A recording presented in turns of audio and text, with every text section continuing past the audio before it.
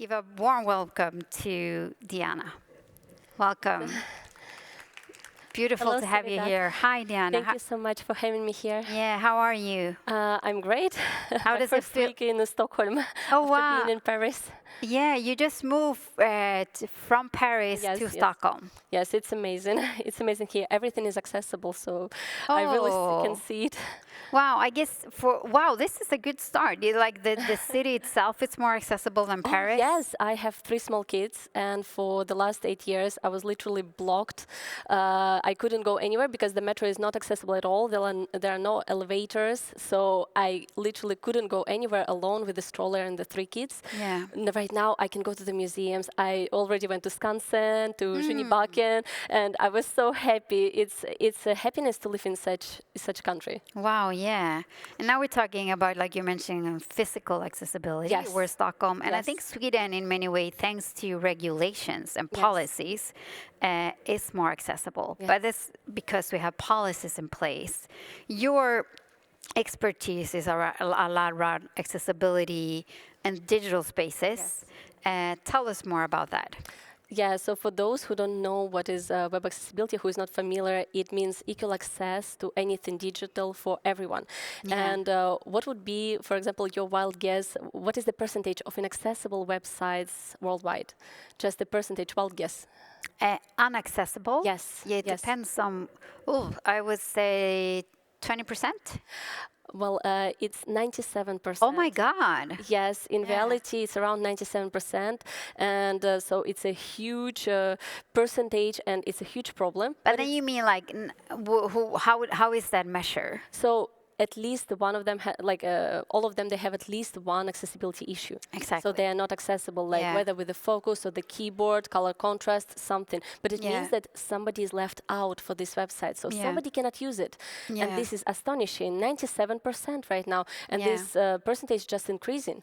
Yeah. It's a big problem, but it's also a big business opportunity. So we need to remember that web accessibility is not just for people with disabilities, even though, of course, they're in priority. And I saw amazing performance of, I'm sorry, it's Juliet. And the girl, like, it was incredible the way how she was explained that nobody should be left behind and that she need to have a voice.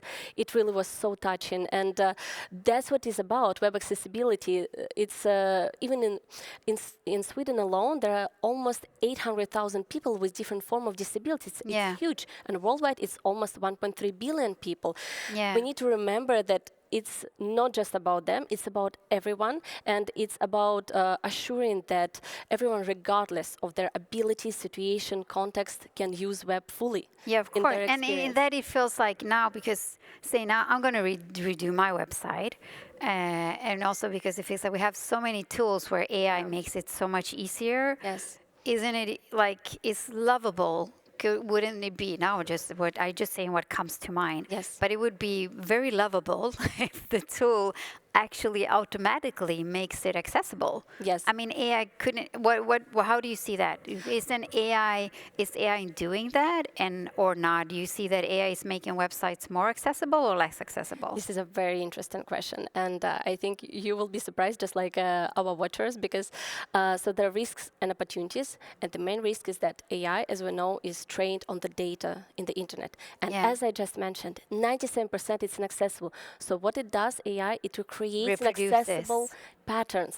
So Yeah. it's taught on the bad examples, and when we ask it to create a website, an app, it will be inaccessible. And Yeah. even more, when we ask, okay, we see here accessibility issue, please just solve it.